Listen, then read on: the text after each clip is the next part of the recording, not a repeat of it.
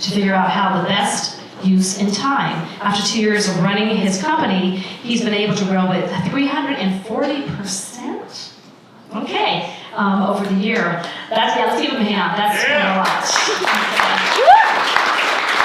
I also found the time to be an organizational chair for Denver Startup Week, and this is his first paid speaking gig, and to be on the organizing committee for a 1 Million Cups and Denver Growth Hackers, and host a weekly podcast. Additionally, he still finds time to post a story on his Facebook and Instagram every other day, and actually pretty inspirational. So if you'd like to see him, his Instagram handle is @Michael_Ostro. Michael, thank you for coming. Let's give him a warm round of applause.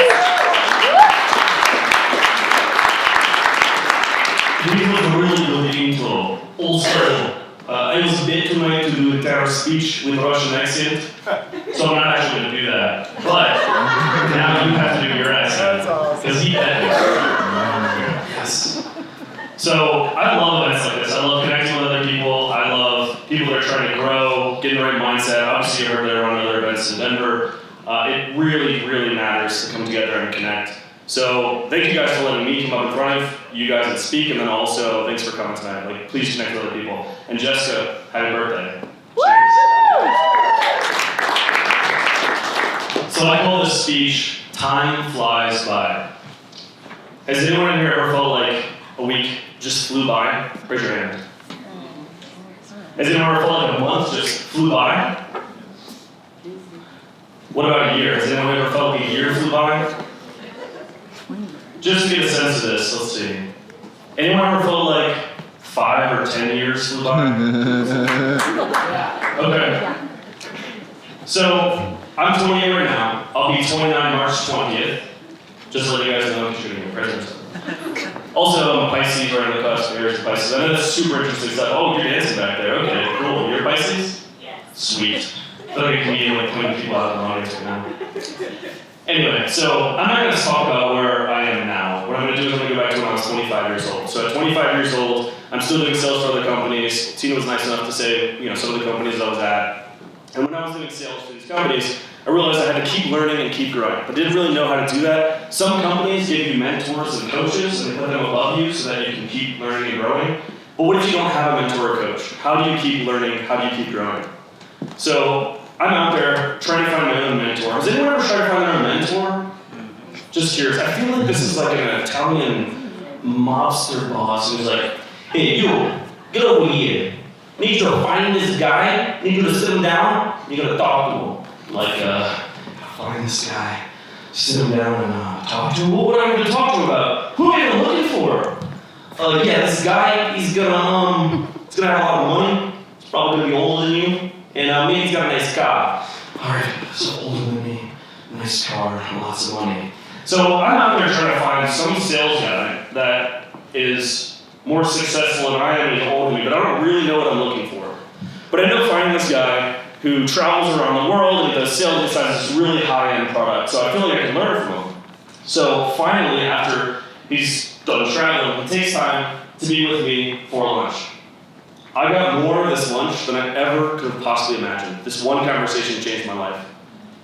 I didn't just expect this conversation to go to this route, because I expected this conversation to be about sales, and I could learn from him. This is a very experienced sales guy selling high-end products. What I ended up talking about during our conversation was exactly what I was looking for in the first place, which might have been the wrong things. Nice cars, lots of money, lavish parties, and all the women he's been with. He showed me pictures and pictures and pictures of all of these great things he did. And in the back of my mind, the only thing I'm thinking is this me when I'm 40? I didn't think I could laugh at that, actually. But I was thinking, am I going to be in the same position at 40? So I'm 25 years old now. I'm in sales. I'm on the same route everyone in sales thinks about. Like, work hard, make a lot of money, go get a nice apartment, do all these nice things. And I'm like, I'll be 40 and I can end up just like this guy.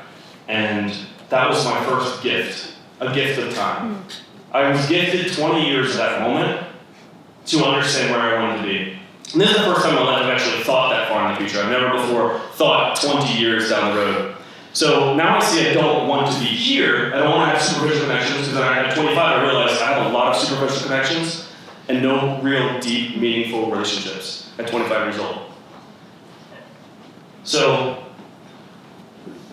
thinking what I didn't want to do in the future, well, what do I actually want? Okay, so I thought about it 20 years on the road. Well, I want kids, I want a family, I want my own business, I want to be financially stable. How do I actually get those things? How do I work towards those things? So at this point, I'm still not sure. And a lot of you raise your hands for years flying by. So from 25, 26, flew by. Another year, gone. Because I said I wanted these things, but I didn't actually work to achieve them. I didn't break it down. I didn't really know that you're supposed to break it down. So the first time I ever really thought about this was once I thought about 5 years down the road.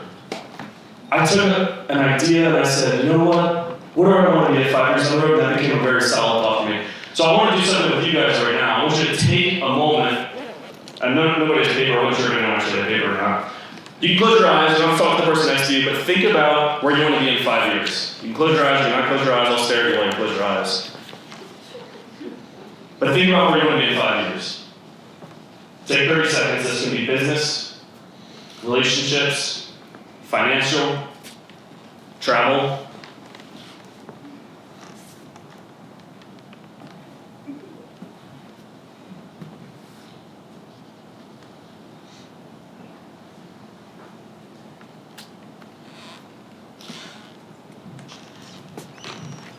Okay, hopefully you have some kind of thought. So, raise your hands if you thought about a financial goal.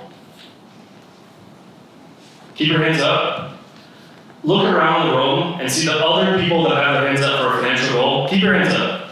Keep your hands up. Lock eyes with other people that have financial goals. Lock eyes and deal right now. Grab their face. Alright, you lower your hands. So the reason I said keep your hands up is because you want to connect with someone that has the same goals as you, the same mindset, the same growth pattern. You want to hold them accountable, you want to build a sense of community that holds you accountable. You got to work towards your goals. You have to have someone hold you accountable for it. So who had family goals? Raise your hand. Look around the room. Make intense eye contact with everyone else that has their hands up. That was really intense. Who here has, let's see, business or career goals? Raise your hand. Ooh, a lot of people. Man, you can walk around to anyone and just start that conversation. So actually do it later on. If you saw someone else's hands up, go start a conversation with them afterwards about those same goals. I think that's extremely, extremely important.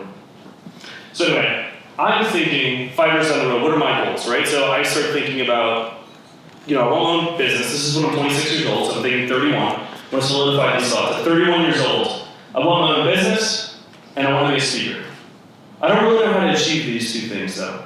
So right now, you close your eyes, you thought about some of these goals. How do you actually work towards those goals? We have to break them down and be a little bit more granular. So for me, I thought about, okay, my own business at 26 years old. Everyone keeps telling me, save up money. Wait till you're 31 years old and take that money, you got that nut saved up, and then you can quit your job and start your company. Okay, that's one option. The other option is like quit now and then start with nothing, and then maybe in 5 years I'll actually have something. All right, cool. What about speaking?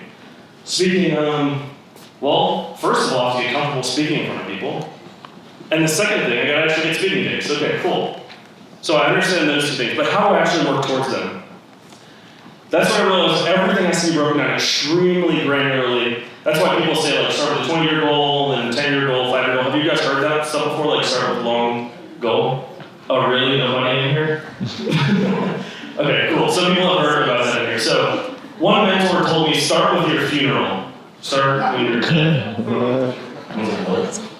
He's like, no, start with your dead, and then what everyone is talking to you about. Well, I actually did this, and it was very difficult when I started working back from that. So, rather than starting all the way to your funeral, what I would say is start 5 years down the road. You have to break that down even more granular after that. So after 5 years, you want to break it down to a year. So what I would leave you guys with, if you did think about where you want to be in 5 years, think about where you want to be in 1 year. I'm going to break this down for you. Essentially, I would say this is a homework assignment because March is about to happen, and you're in this year. And a lot of you raise your hands for time flying by. So if you want time to stop flying by, I would recommend doing this homework assignment. I'm going to come over to your house tomorrow and make sure you're doing it. So, who wants to be over there? Why?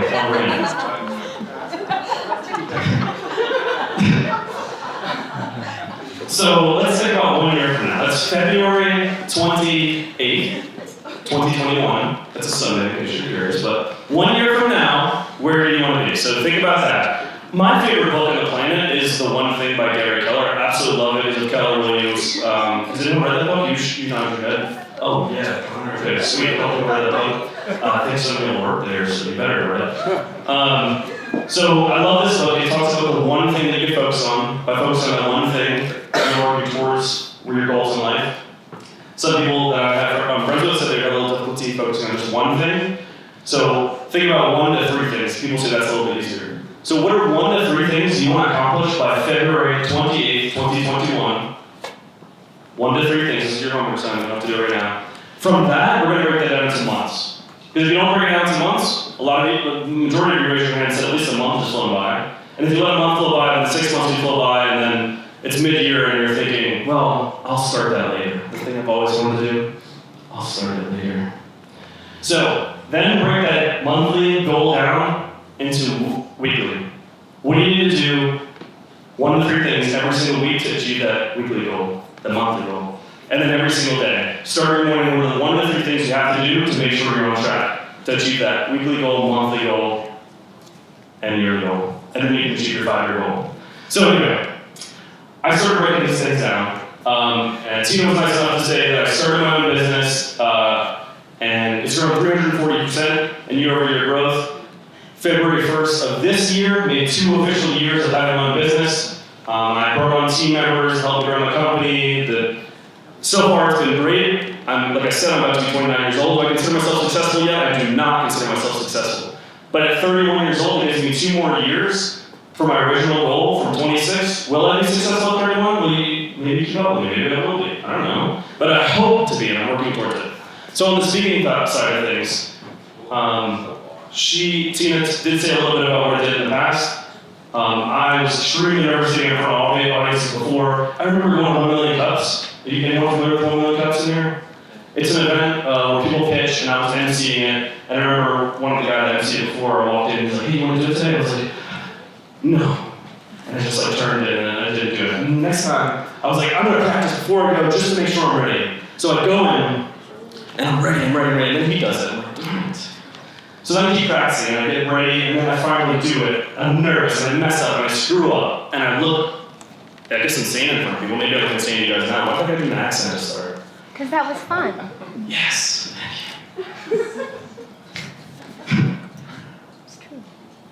So, breaking it down and trying to see my speaking career, where I wanted to go, I didn't actually know. So I was still just out there trying random things.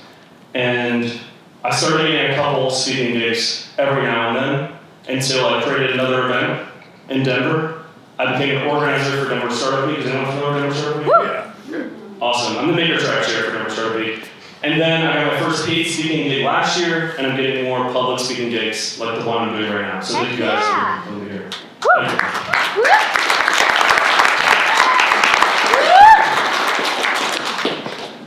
So I would leave you guys with one thing. I would say, I'm coming over your house tomorrow night, make wine, and you're going to work this assignment. Break things down granularly.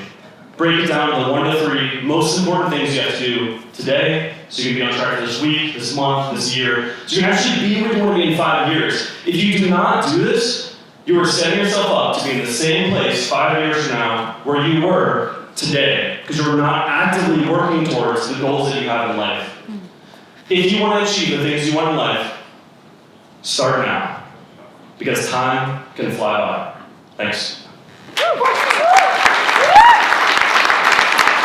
Now we have an opportunity, you've listened to all 4 speakers, we're going to take an opportunity to have a question and answer. So we'd like you to raise your hands if you have a question, and we'd like to just address to the speakers. Who has a question? Yes, sir. So all of you talked about... Can you stand up? Thank you. So all of you talked about having goals and using that goal as your center of integrity for how you drive your decision making. How do you determine if the goal that you think you have is actually valid and worthwhile, or just a wild hair? That's a good question. Who'd like to answer that?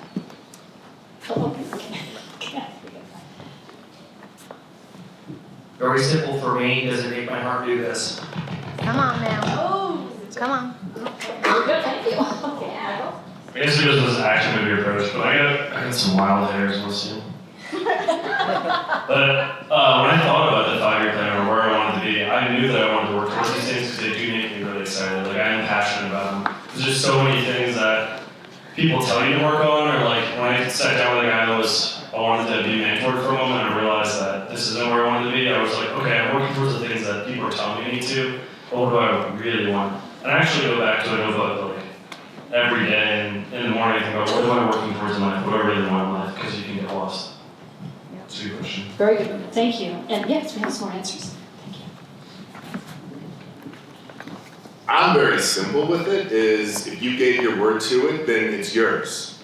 Integrity is not something with, you get to choose where you do and don't honor your word. You either honor it everywhere or you honor it nowhere. If you dishonor it one place, then it has no power anywhere else. So if you gave that word to yourself, to somebody else anywhere, then that's your commitment and you choose to either honor it there or not. So it really is, it's not a goal. What did you give your word to, and then choose to honor it or not? This is actually something really important to consider. So I mentioned that I do all this work with healing, and one of the top things that came out of the study that I put into my full body success mastery program is focusing on your reason to live. And I mean, that's literally what helps people survive terminal diagnoses. One of the tips that I will give you, because I go to all these business development trainings, and they want you to write your goals over and over again and have all these things around you to remind you. If it is truly your reason to live and truly your passion, you will feel it all the time, and you don't need a single thing around you to remind you of your goal. Thank you, thank you. Yes, Brandon, you have a question? I would like to go on what you said with integrity and keeping your word. Hello, everyone, that was super awesome. Happy birthday, Jessica. You look gorgeous, everyone looks gorgeous. I have two things. One, for you guys to be thinking about is, if you were to die in 1 week, would you be happy? And if not, what would you do to be happy by the time you die? But going back to integrity, what if like 3 years ago I made a promise to myself that I was going to do this and I'm going to stick with this and this is blah, blah, blah. But life happened and my priorities changed and I realized that what I thought I should be doing wasn't what I was doing. So do I keep hanging on to that integrity because I said it? Or do I accept that sometimes having integrity is by like just honoring what's truly going on in my own heart, and then I guess just being transparent about it. But there's that. Okay, who'd like to answer that question? So it's really great that you said it, and you said a key word. Integrity is not keeping your word. It's always honoring it. Now, did you make that goal to people, and did people start to relate to you as that? Yeah. But you can clean up, I'm not going to do this. You deal with the impact of it not getting done on yourself and other people. And then you either make a new promise of I'm going to do this later, or I'm not going to do this, and here's what I'm committed to now. But whenever you give your word, you can always honor your word. You're not going to always keep your word unless you don't give your word too much. But you can always honor your word. And part of honoring it is completing it and dealing with the impact of not having kept that promise. I like that. It's so important to just be honest and be aware and even communicate, okay, well, something's different now. And this is why, and this is where we're going. In the last Great Minds meeting, the theme was the power of consistency. And if you hear all the steps of my life, I mean, I was an engineering major, and then I was living at a yoga community, and now I'm doing all these talks on motivation and health and healing. And what I realized is the time point, right, and you were getting at it, is I'm honoring the word of God, you could say. You know, you're talking about feeling. And so what is consistent is that I'm always listening to, like, what is that divine message for myself? What is the intuition telling me? What is my feeling telling me? And that's what I've decided that's what I'm committing to in life. And that creates space to transform to what you're being called to in each moment. Thank you, thank you. You had a second question. Did you want us to answer that? Yes, I was gonna say, yeah, I was maybe have Mike and Brad have a stab at that. So if you were to, the question's correct, if you were to pass away in a week from now, would you have been happy? Let's follow the Are you board. happy and what would you do to get there? Yes, I would be happy. I kind of have a rule with myself. If I go more than a week-ish and I am not fulfilled in that week and I'm not really living up to my fullest potential, then I know I need to change something in my life. So I try to run on all 8 cylinders at any given time and live out my mission and vision. So if I die next week, yeah. Because I'm gonna. I think I will be living my rock star life. My kick-ass action, really rock star life. Can I be vulnerable? Yes. I think if I died next week, I don't think I would be happy. I think I'm still in a process of working towards something. Unfortunately, I think about that, and I think about, I love flying, I love being in planes. I've always loved that my entire life. And if I was on a plane now, because I've traveled a little bit, I'd get nervous on planes now. I was never nervous before because I'd be happy if I died at that moment. Now I get nervous on planes because I'm afraid to die. I think being afraid to die is that you're not happy with your life at that moment. Anyway, I'm going to Japan March 25th, and I've always wanted to go my entire life, so could I just wait to die till after that? Yes. Cool. There we go. Thank you, Mike. Okay, it's just like